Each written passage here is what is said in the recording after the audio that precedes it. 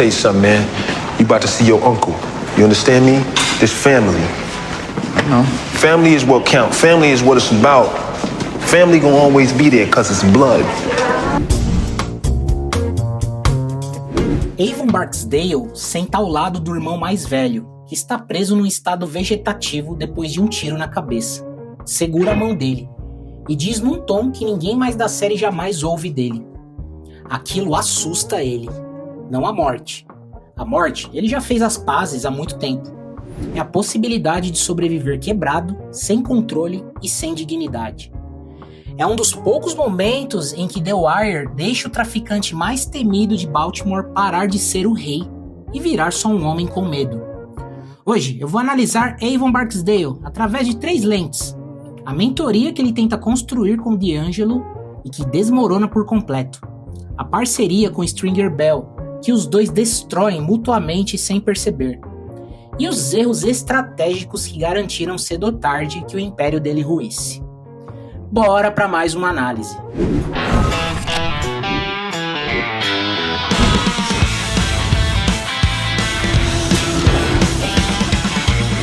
Antes de tudo, eu já quero te agradecer por ter clicado nesse vídeo e te convidar, se você ainda não é inscrito, a se inscrever nesse canal, curtir e compartilhar esse vídeo com aquele fã de The Wire que ainda não achou um canal BR para poder haver análise sobre essa série sensacional.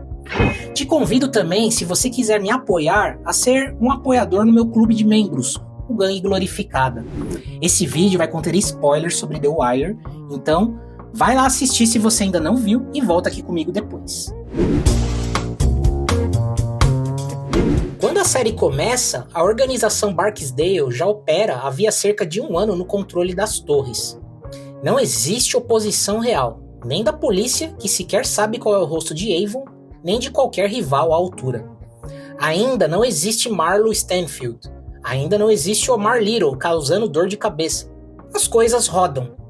O que trava a engrenagem é D'Angelo, sobrinho de Avon, que mata um homem dentro de uma das torres e atrai atenção indesejada de todo tipo. A partir dali, o resto da temporada é sobre controle de dano e sobre como Avon lida com um herdeiro que ele não escolheu, mas que precisa fazer funcionar de qualquer forma.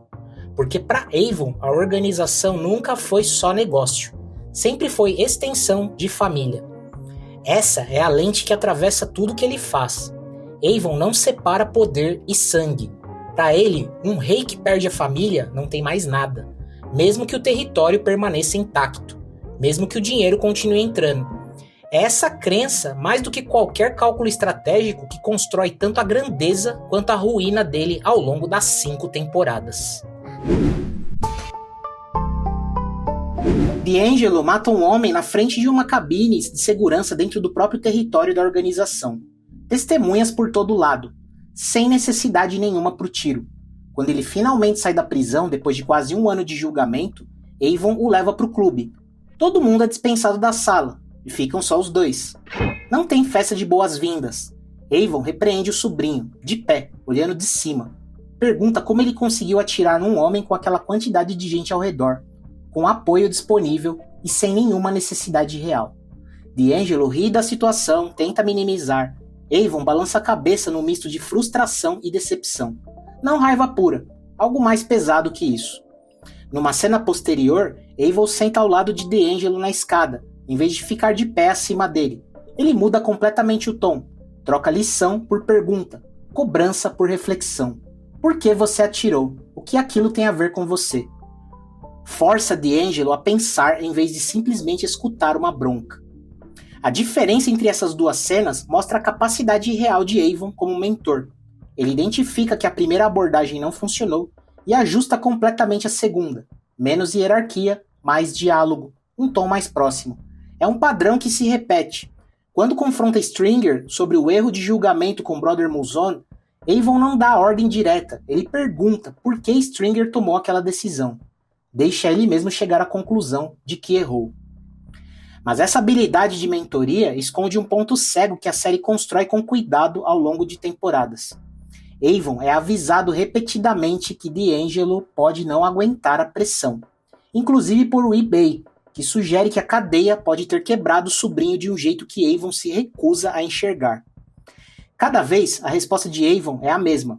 Ele é família. Como se pertencer à família garantisse automaticamente a força necessária para sobreviver àquele mundo. Avon projeta os próprios valores em D'Angelo, sem parar para considerar que o sobrinho nunca quis realmente estar ali. D'Angelo é descrito ao longo da série como alguém que sempre teve mais cara de comerciante do que de soldado, interesse e personalidade mais alinhados com o mundo que Stringer tentava construir do que com a vida que o sobrenome Barksdale exigia dele. Avon nunca enxerga isso, porque na cabeça dele, ser família já devia ser suficiente motivação. Numa cena central da primeira temporada, Avon leva D'Angelo relutante para visitar o irmão mais velho, internado em estado vegetativo depois de um tiro na cabeça. Entrando no quarto, começa falando sobre a importância da família. Por um segundo, parece que essa vai ser a lição da visita. Rapidamente fica claro que o ponto é outro. Avon pergunta a D'Angelo, ele te assusta? Por um instante, parece que vai repreender o sobrinho por ter medo do próprio sangue. Em vez disso, admite que ele mesmo tem medo do homem imóvel na cama. Se ele estivesse morto, eu conseguiria carregar isso melhor, Avon diz. Não é a morte que o assombra. Com ela, ele já fez as pazes. É a possibilidade de ficar preso entre viver e morrer, sem controle sobre o próprio destino, exposto para sempre ao lembrete de que o único erro pequeno pode custar tudo. D'Angelo acaba morto por ordem de Stringer, na prisão, sem que Avon soubesse de antemão. Quando descobre depois quem deu a ordem, o confronto que se segue racha permanentemente a parceria mais importante da vida dele. Avon e Stringer cresceram juntos, construíram um império juntos, e passaram a maior parte da série destruindo um ao outro sem que nenhum dos dois admitisse isso em voz alta até ser tarde demais. A divergência entre os dois nunca foi sobre quem era mais durão, era sobre visão de futuro. Existe uma comparação que ajuda a entender essa diferença. Frank Costello, o chefão irlandês interpretado por Jack Nicholson em Os Infiltrados, ele abre o filme dizendo: "Eu não quero ser produto do meu ambiente, eu quero que meu ambiente seja produto de mim." É a filosofia de quem acredita que pode moldar o mundo ao redor pela força de vontade. E é o espírito que move Stringer. Ele viu o jogo como trampolim, meio para alcançar outra coisa. Negócio legítimo, respeitabilidade, saída. Queria transformar o próprio ambiente até ele deixar de parecer o gueto de Baltimore. Avon se aproxima mais da resignação de Tony Soprano, que diz para a própria terapeuta sem rodeios: existem dois finais para um cara como eu, morto ou na cadeia. Na maioria das vezes, Avon aceita o jogo como destino, que não se abandona, só se domina melhor ou pior, sabendo desde cedo com a mesma clareza fatalista de Tony que algum dia vai cair de qualquer forma. Enquanto Avon está preso na primeira temporada, Stringer assume as operações e busca novo fornecedor. Aceita parceria com Proposition Joe, o que depois vira a Co-op, aliança entre rivais que prioriza diplomacia sobre território.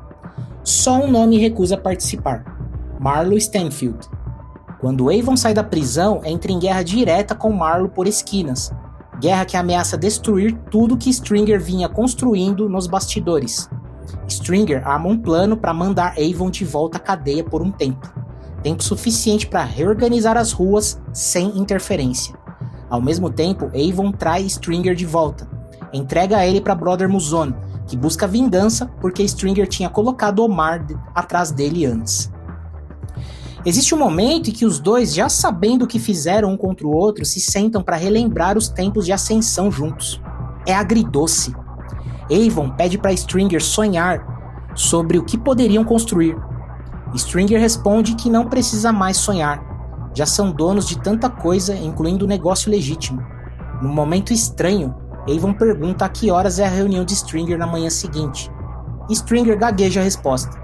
Fica claro que os dois sabem, sem precisar dizer, que armaram um contra o outro. Se abraçam pela última vez.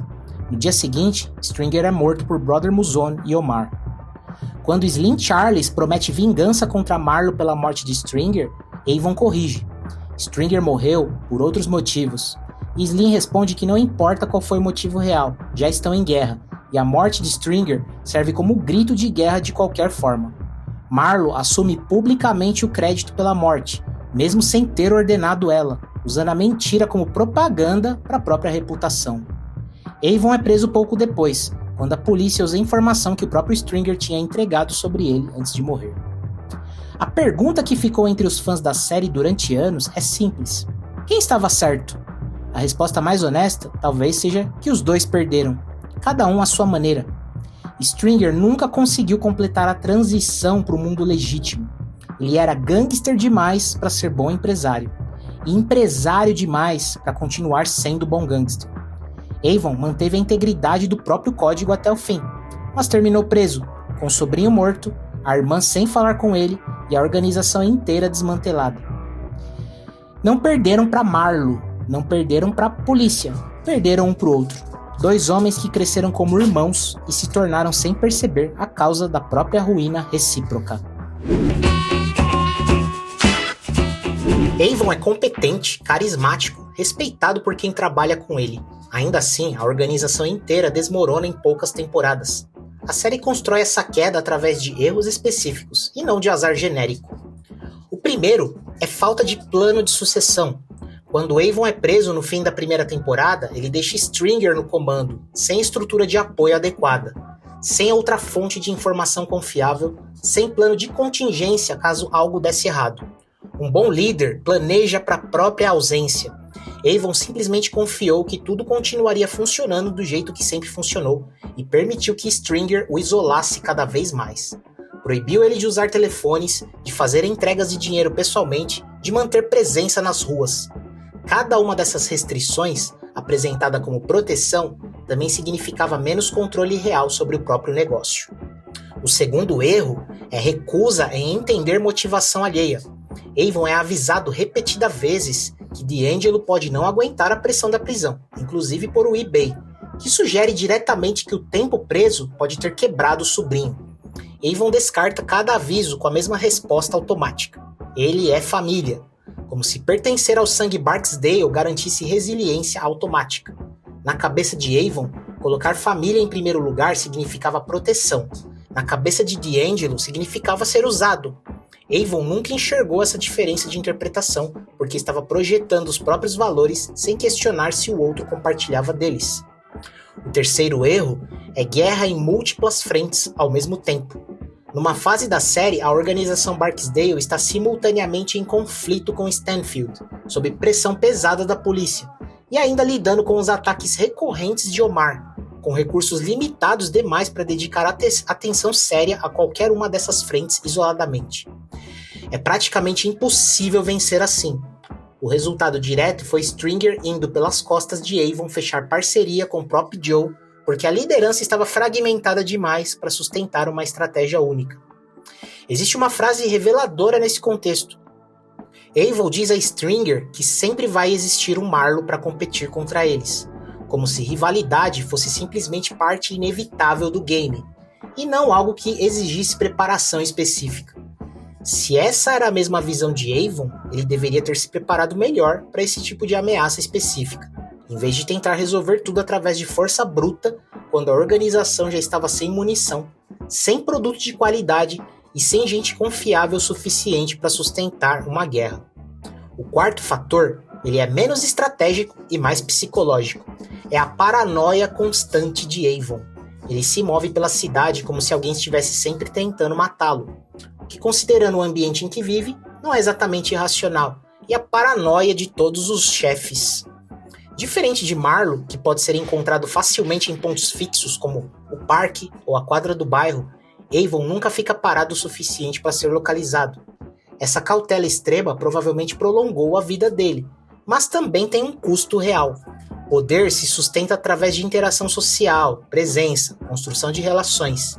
E Avon, ao se isolar tanto para se proteger, também abriu mão de parte da própria influência direta sobre o próprio território. Avon Barksdale venceu? A resposta depende inteiramente de como se define vitória. Na quinta temporada, ele ainda está preso, sem previsão de sair tão cedo. A organização que construiu está extinta. Nesse sentido específico, é difícil chamar isso de vitória. Mas há outra cena que complica essa leitura. Marlo visita a prisão em busca de contato com Sergei, esperando falar com o grego. Avon, que efetivamente comanda o próprio ambiente carcerário, deixa claro que Marlowe não vai conseguir nada sem antes pagar tributo a ele. É demonstração pura de dominância, mesmo atrás das grades. O rei continua o rei. Avon nunca demonstra amargura pelo próprio revés. Trata tudo o que acontece como parte inevitável do game. Quando é preso no fim da temporada, ele espera pacientemente ao lado de Stringer até a polícia chegar. Depois sai andando em silêncio. Quando é sentenciado, dá um sorriso confiante para McNulty. Assumir a responsabilidade pelas próprias consequências, sem drama nem negação. É o que sustenta essa confiança até o momento da derrota. Existe uma comparação inevitável com Michael Corleone. Os dois começam com visão clara de proteger a própria família através do poder que constroem. Os dois terminam vendo essa mesma busca destruir exatamente o que pretendiam proteger. D'Angelo morre, Brianna, irmã de Avon, se afasta dele, o dinheiro seca e a organização desaparece. Avon chega perto de admitir isso, em uma conversa com Slim Charles, quando reconhece, mesmo que só naquele momento, talvez em um estado emocional específico, que talvez Stringer estivesse certo sobre alguma coisa. Não é uma confissão de derrota completa, é um reconhecimento breve de que a própria rigidez tinha limite, mesmo que Avon voltasse depois à postura de sempre. O que fica de mais valioso na trajetória de Avon Barksdale não é só o quanto ele conquistou, mas os erros específicos que a série usa para mostrar como qualquer liderança, por mais competente que seja, precisa equilibrar convicção com capacidade de adaptação. Avon tinha um propósito claro, sabia mentorar quando a situação exigia isso, e nunca fugiu das consequências das próprias decisões. Mas também recusou enxergar motivações alheias que discordavam da própria visão. Não planejou para a própria ausência e insistiu em resolver força com mais força, mesmo quando os recursos já não sustentavam essa estratégia. Família para Avon foi ao mesmo tempo a maior força e a maior fraqueza. Ele nunca separou o poder de sangue, exatamente por acreditar que essas duas coisas deveriam andar sempre juntas, que perdeu as duas ao mesmo tempo. So how do you get to be the king? It ain't like that. See, the king, stay the king, alright? Everything stay who he is, except for the pawns. Mais uma vez, obrigado por ter chegado até aqui. Já deixa aquele like, aquela hypada, se inscreve no canal, me diz aqui nos comentários, na sua opinião, quem estava certo, Avon ou Stringer? Avon foi realmente um líder competente ou ele falhou miseravelmente? Me diz aqui, bora daquela nossa resenha. Valeu e até a próxima!